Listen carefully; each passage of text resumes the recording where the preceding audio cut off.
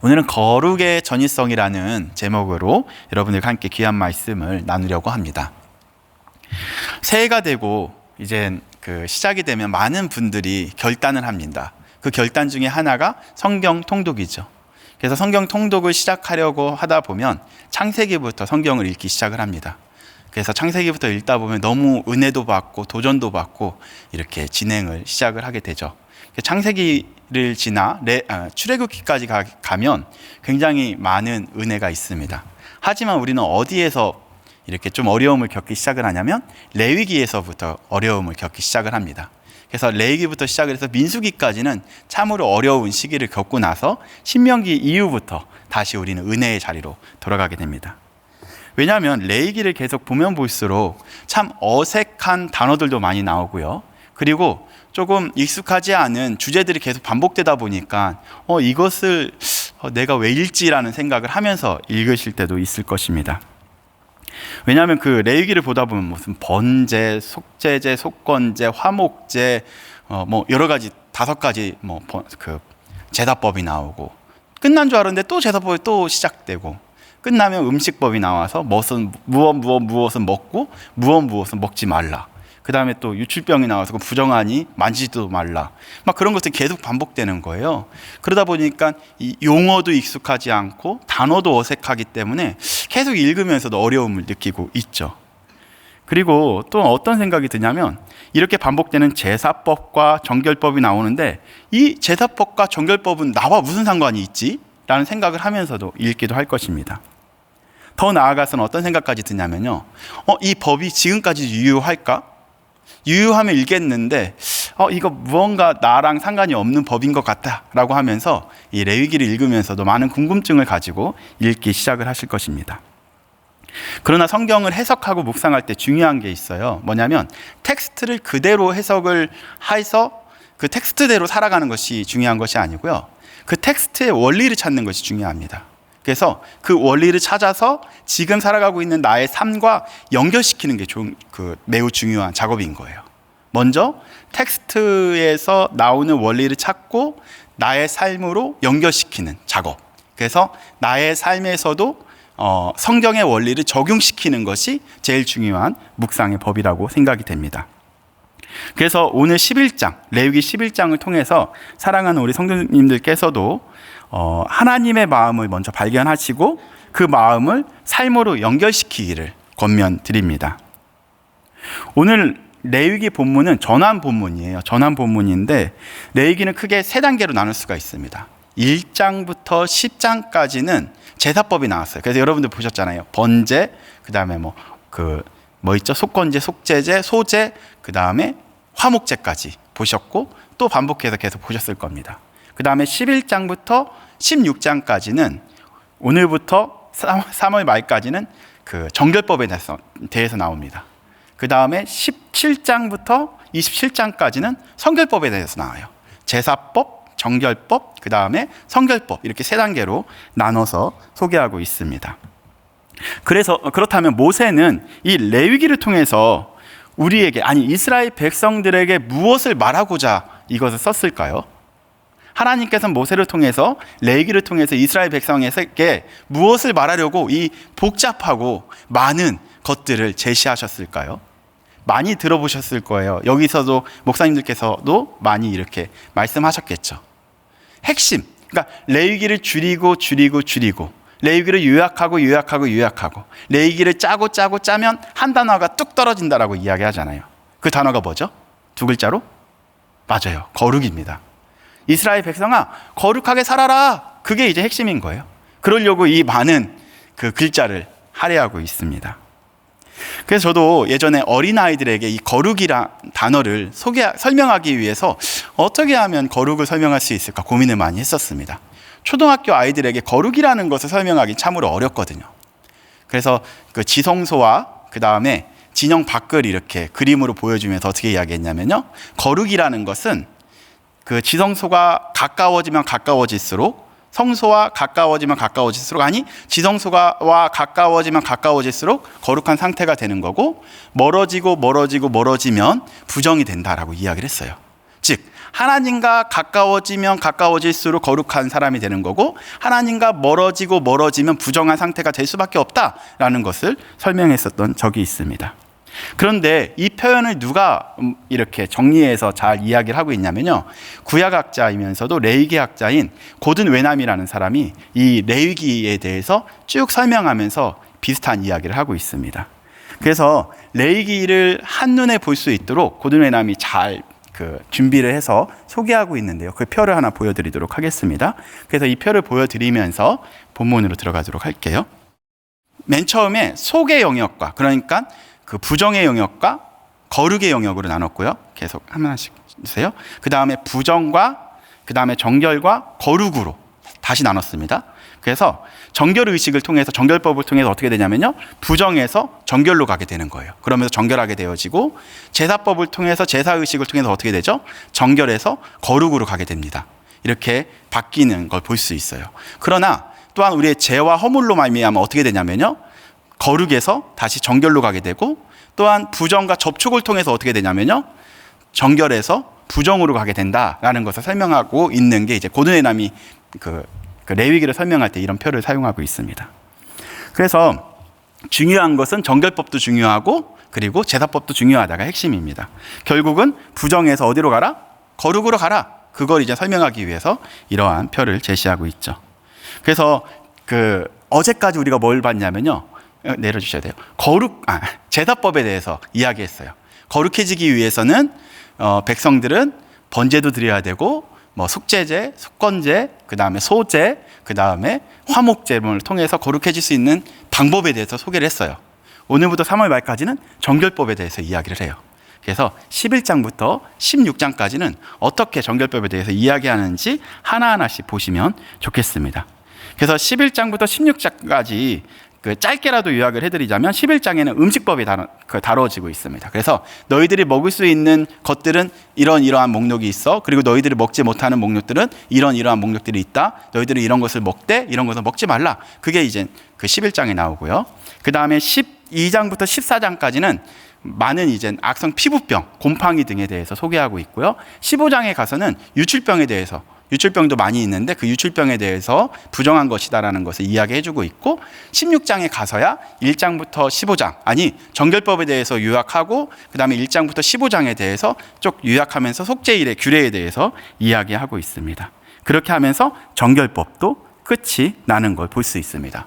어제까지 여러분들께서 제사법에 주목하셨다면 오늘부터 3월 말까지는 정결법에 주목하시면 좋겠습니다. 그러면 시작되는 11장 본문 말씀을 어떻게 나눌 수 있냐면요, 쉽게 세 단락으로 한번 나눠봤어요. 1절부터 8절까지는 육지에 사는 동물들에 대해서 이제 소개하고 있습니다. 육지에 살고 있는 짐승들에 대해서 먹을 수 있는 동물들은 뭐가 있고 먹지 못하는 것은 뭐가 있다라고 이야기해주고 있고요. 9절부터 19절까지에는 먹을 수 있는 물고기들은 뭐가 있고, 또한 먹을 수 있는 새들은 뭐가 있고, 먹지 못하는 것들은 뭐가 있는지에 대해서 리스트를 좀 이야기해주고 있고요. 마지막 20절부터 23절까지는 먹을 수 있는 곤충과 먹지 못하는 곤충에 대해서 나눠서 설명해주고 있습니다. 그래서 오늘 제일 중요한 구절인 11장 1절 말씀을 함께 보도록 하겠습니다. 다 같이 한번 읽어보겠습니다. 시작. 여호와께서 모세와 아론에게 말씀하여 이르시되, 누가? 여호와께서 직접 말씀하신 거예요. 누구에게요? 모세와 아론에게 이르시되. 이거를 직역하면 이렇게 직역할 수 있어요. 여호와께서 모세와 아론에게 말씀하여 그들에게 이르시되. 모세와 아론에게 말씀하셨지만 그들이 궁극적으로 이스라엘 백성 모두에게 이 음식법에 대해서 이제 말씀하신 거예요. 너희들은 이러한 것을 먹을 수 있지만 이러한 것을 못 먹는다라는 것을 누구에게 소개해 주는 거라고요? 이스라엘 백성 모두에게 이게 지침서로 내려주는 겁니다. 그렇다면 3절 말씀 한번 또 읽어볼까요, 우리가? 우선 먹을 수 있는 생물에 대해서 말씀해 주시는데 3절 말씀에 대해서 기준을 제시하십니다. 어떤 기준인지 다 같이 읽어보겠습니다. 시작. 모든 짐승 중 굽이 갈라져 쪽발이 되고 새김질하는 것은 너희가 먹되라고 나와요. 뭐라고 나오냐면 굽이 갈라져 쪽발이 되고, 이게 조건 1이고요. 새김질하는 것은 너희가 먹어라 라고 여호와께서 말씀하신 거죠. 그러나 구체적으로는 그 이름이 명시되진 않았어요. 그래서 이것을 찾기 위해서는 신명기 말씀을 통해서 찾을 수가 있습니다. 신명기 14장 4절부터 5절에 보게 되면 먹을 수 있는 짐승에 대해서 이야기해 주는데요. 크게 소, 양, 염소, 사냥, 그 다음에 노루 등을 먹을 수가 있습니다. 하지만 다음 구절을 보게 되면 먹을 수 없는 것들이 쭉 소개되고 있어요. 이런 것들은 너희들이 먹을 수 없다라고 하면서 엄청나게 많은 동물들이 나오죠. 그래서 첫 번째 그 짐승이 나오고 먹을 수 없는 것들, 또 물고기들 중에서도 먹을 수 없는 것들이 있어요. 그리고 새들 중에서도 먹을 수 없는 게 20가지나 나와요. 20가지나. 그 다음에 곤충도 먹을 수 없는 것들이 나오는데요. 그거는 먹을 수 없는 것들이 너무 많기 때문에 먹을 수 있는 것들만 또 소개를 해주고 있어요. 그리고 내일 나오는 거 기는 것 중에서도 먹을 수 없는 것들이 나오기 때문에, 그래서 우리가 하나하나씩 다 보면 좋겠는데요. 그래서 다 읽을 수 없으니까 제가 표 하나로 준비해 봤습니다. 한번 보면서 제가 설명해 드리도록 하겠습니다. 첫 번째 보게 되면 1절부터 8절까지는 먹을 수 없는 것들이 나오는데요. 이 표의 짐승을 보게 되면 3절 말씀 제가 다시 읽어 드릴게요. 먹을 수 있는 조건인데요. 굽이 갈라져 쪽발이 되고 새김질하는 것을 먹으라라고 나옵니다. 조건 1이 뭐냐면 굽이 갈라진 거. 조건 2는 새김질하는 짐승. 다시 한번 말씀드릴게요. 그 굽이 갈라지면서도 동시에 새김질하는 짐승을 먹을 수 있는 거예요. 그러나 그 조건 중에서 하나라도 충족하지 못하면 못 먹는 거죠. 예를 들어서 돼지 한번 볼게요. 돼지는 어떻게 돼 있죠? 굽은 갈라져 있지만 새김질을 안 하죠. 그죠? 그렇기 때문에 부정한 거예요. 그래서 먹을 수 없다. 그렇게 설명해서 먹지 못하는 것이 낙타, 사반, 토끼, 돼지에 대해서 소개하고 있습니다. 이렇게 둘 중에서 하나라도 충족되지 못하면 그 먹지 못한다라는 것을 그 소개해주고 있고요. 이것들을 먹을 수도 없고 주검을 또한 만질 수도 없다라고 이야기해주고 있습니다. 두 번째는 물속의 생물 중에서 정결한 것과 부정한 것으로 나눠주셨는데요. 9절 말씀을 한번 읽어보도록 하겠습니다. 9절 말씀 같이 읽도록 하겠습니다. 시작. 물에 있는 모든 것 중에서 너희가 먹을 만한 것은 이것이니 강과 바다와 다른 물에 있는 모든 것 중에서 지느러미와 비닐이 있는 것은 너희가 먹되 라고 나옵니다. 뭐냐면 정결한 짐승의 조건은 지느러미와 비닐이 있어야 돼요. 조금 더 요약하자면 물에서 자유롭게 헤엄칠 수 있는 정상적인 물고기들을 이야기하고 있습니다. 예를 들어서 어떤 것들이 있냐면요. 붕어, 잉어, 향어, 도미 등을 먹을 수 있어요. 저는 이 도미 나왔을 때 할렐루야 했었는데 어쨌든 도미 등을 먹을 수 있는 물고기고요. 그 중에서 두 개 중에서 하나라도 충족되지 않은 부정한 물고기로 간주되는데요. 그런 것들 중에서 어떤 것들이 있냐면 상어, 고등어, 복어, 장어, 문어, 조개 등이 있습니다. 즉 지느러미나 비닐이 없거나 바닥을 기는 어류들은 먹을 수 없는 부정한 것이라고 이야기가 되고 있습니다. 다음은 새들에 대해서 이야기하고 있습니다. 새들에 대해서는 부정한 것과 부정하지 않은 것이 무엇이 있는지 13절 말씀을 한번 읽어보도록 하겠습니다. 시작. 새 중에 너희가 가증히 여길 것은 이것이라. 가증이라는 것은 뭐 부정하다라 비슷한 표현입니다. 이런 것들은 가증한즉 먹지 말지니 곧 독수리와 솔개와 물수리와 하면서 쭉 나옵니다. 20가지를 이야기하고 있는데요. 새들의 경우는 일반적인 기준을 제시하지 않아요. 그런데 다만 이걸 잘 보게 되면 육식하는 새 종류는 다 먹을 수가 없어요. 어디서 우리가 추측할 수 있냐면 레위기 17장에 가면요. 어떤 표현들이 나오냐면 17장 10절부터 16절에 규례 중에 하나가 사냥한 짐승들은 피를 다 빼야만 먹을 수가 있거든요. 그러니까 육식의 조류들은 아직 피가 남아있기 때문에 그런 부분은 먹을 수가 없는 걸로 부정한 걸로 여겼다라고 볼 수 있습니다. 그러니까 새들 중에서 짐승을 잡아먹는 새들은 다 부정하다고 생각하시면 되는 거예요. 네. 그래서 그 목록이 아까 표에 20개 정도 있으니까 한번 참고로 보시면 좋겠고요. 반대로 정결한 새는 정상적으로 날개를 가지고 하늘로 날 수 있어야 되고 두 다리만 있어야 되고 또한 조건이 하나가 육식을 하지 말아야 되는 세 가지가 다 충족이 돼야만 먹을 수 있는 새로 볼 수 있습니다. 마지막으로는 곤충에 대해서 보도록 할게요. 거의 다 왔습니다. 곤충은 20절에서부터 21절 말씀인데요. 다 같이 한번 읽어보도록 하겠습니다. 시작. 날개가 있고 네 발로 기어다니는 곤충은 너희가 혐오할 것이로되 다만 날개가 있고 네 발로 기어다니는 모든 곤충 외에는 그 발에 뛰는 다리가 있어서 땅에 뛰는 것은 너희가 먹을지니. 여기서 이제 곤충이라고 번역한 이 단어는 히브리어 쉐레에서부터 나왔는데요. 이게 군집 생물을 표현할 때 쓰는 거예요. 그러니까 함께 모여 다니는 생물들. 그게 물고기도 될 수 있습니다. 함께 모여 다닐 수 있는. 그런데 뒤에 보니까 뭐 날개도 있고 그런 걸 봤었을 때 곤충이라고 이역했다고 정도만 보시면 됩니다. 그러니까 떼를 지어 다니는 이리저리 몰려 다니는 모습을 무질서로 보고 있었다라는 거죠. 그래서 이 단락을 보게 되면 날개가 있으면서 네 발로 기어 다니라는 표현이 있기 때문에 곤충이라고 유역해서 우리에게 소개하고 있습니다. 오히려 곤충 중에는 정결한 곤충이 더 적어요. 그래서 이번에 먹을 수 있는 이젠 곤충들만 이야기해주고 있습니다. 곤충들 중에서 뒷다리를 뛰는 것들이 있어요. 뭐가 있냐면 메뚜기, 그 다음에 배짱이, 귀뚜라미, 팥중 등이 여기에 속하고 있습니다. 사실 저도 어렸을 때 메뚜기를 잡아먹었거든요. 그래서 이거 보면서 부정한 것은 안 잡아먹었구나라는 생각을 하고 넘어갔었던 적이 있습니다. 그래서 오늘까지는 곤충까지는 나왔고 내일 이제 기는 것들에 대해서 나올 거예요. 기는 것들 중에서 무엇은 먹을 수 있고 무엇은 부정한 것이다 라고 나오니까요. 내일도 집중해서 보시면 좋겠습니다.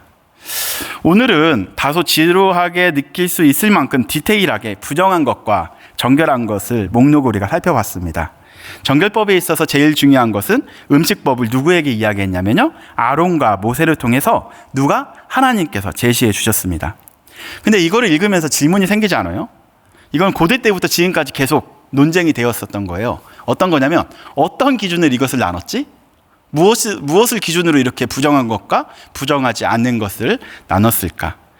그래서 이제 한 4가지 정도가 있었는데요. 그 구분 기준에 있어서 구분법이 첫 번째는 임의적 기준, 그 다음에 두 번째는 제의적 기준, 세 번째는 위생적 기준, 네 번째는 상징적 기준이에요. 짧게라도 설명해 드리자면 임의적 기준이라는 것은 하나님이 임의적으로 기준을 세우신 거다. 그래서 그거를 순종하는지 안 순종하는지 보기 위해서 임의적으로 이렇게 만드신 기준이다라고 이야기하는 것이 있고, 두 번째는 뭐가 있냐면요.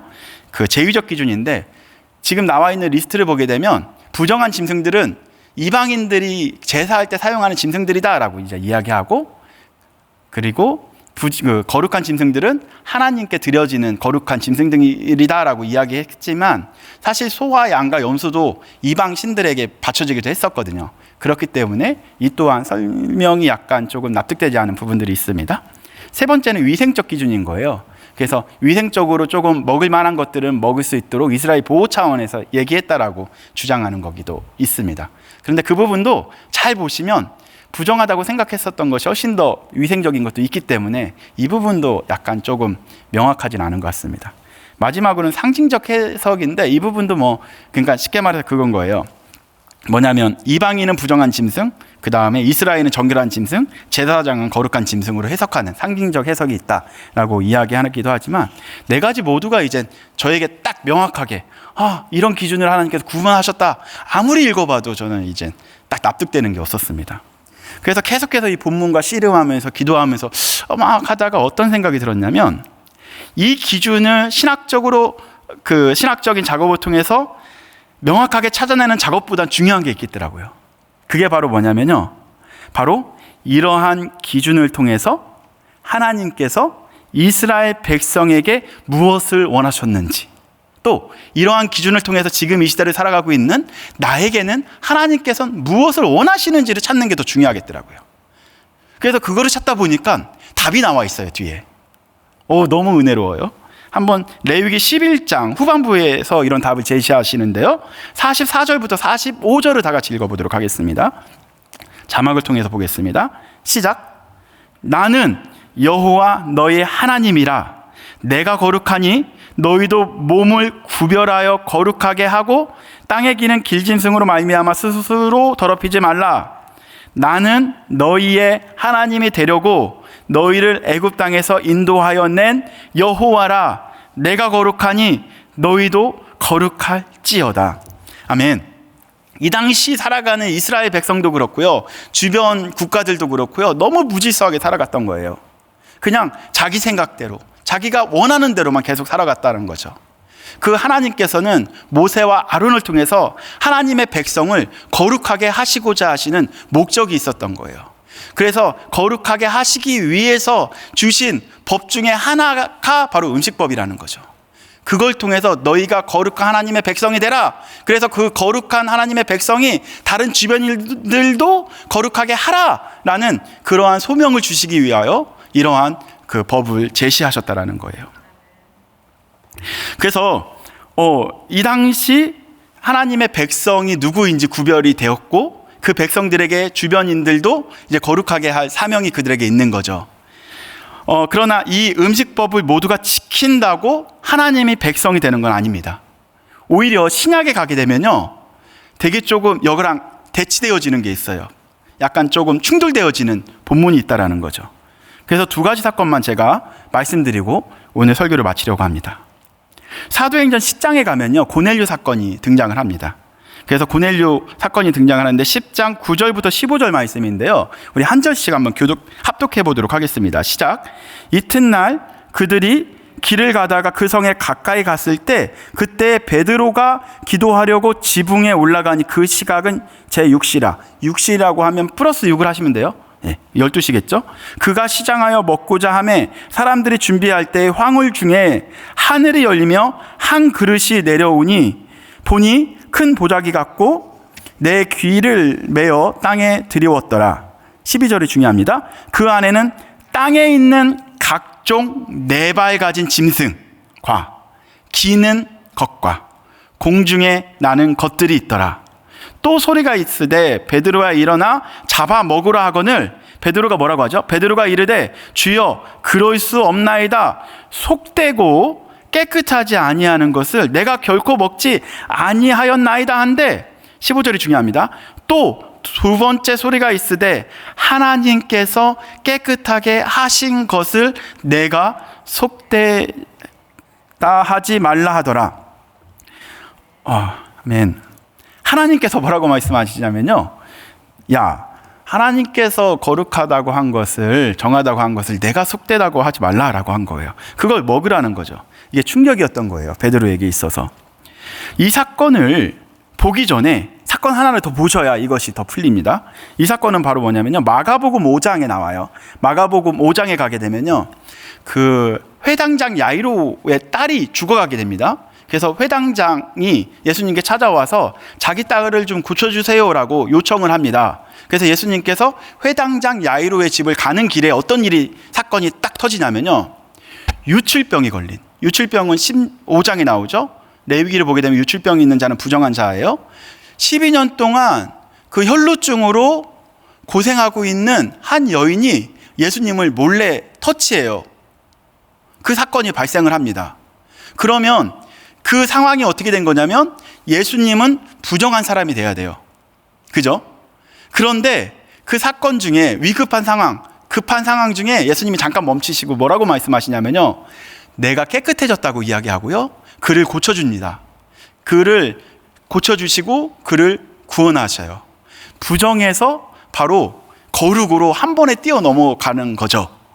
원래 레위기 법을 보게 되면 예수님이 부정하게 된 사건인데, 이것은 부정한 여인이 거룩하게 된 사건으로 바뀌게 된 거예요. 이게 역전이 돼버린 거죠. 고넬료도 이방인이었습니다. 그러나 뭐가 있었냐면요, 그가 하나님의 백성이 될 수 있는 이유가 있었어요. 바로 부정에도 전이성이 있죠. 부정에도 전이성이 있습니다. 터치하면 다 부정해질 수밖에 없는 그 상황이었고, 지금도 우리가 그 시대를 살아가고 있고요. 그러나 중요한 것은 예수님께서는 거룩의 전이성이 있다라는 거예요. 아멘. 부정의 전이성이 아니라 예수님으로 말미암아 거룩의 전이성이 있다라는 거죠. 예수님으로 말미암아 거룩하게 될 수 있다라는 소망이 생깁니다. 고넬료도 이방인이었지만 복음으로 거룩한 하나님의 백성이 되었습니다. 음식법으로 고넬료를 정죄할 수 없어요. 여전히 타종교에서는 이 음식법으로 구분합니다. 그래서 돼지 먹는 걸 보면 굉장히 좀 그렇게 해요. 제가 무슬림 사역을 예전에 했었던 적이 있는데, 찍고, 그러니까 선생님 당신은 돼지랑 개고기 먹어요? 그러니까 나 너무 좋아한다. 그러니까 무슬림 아이들이 계속 저를 굉장히 조금 평소에는 존경했었는데 굉장히 조금 이렇게 죄인 취급하더라고요. 눈이 굉장히 조금 무서운 눈으로 저를 쳐다봤었던 적도 있습니다.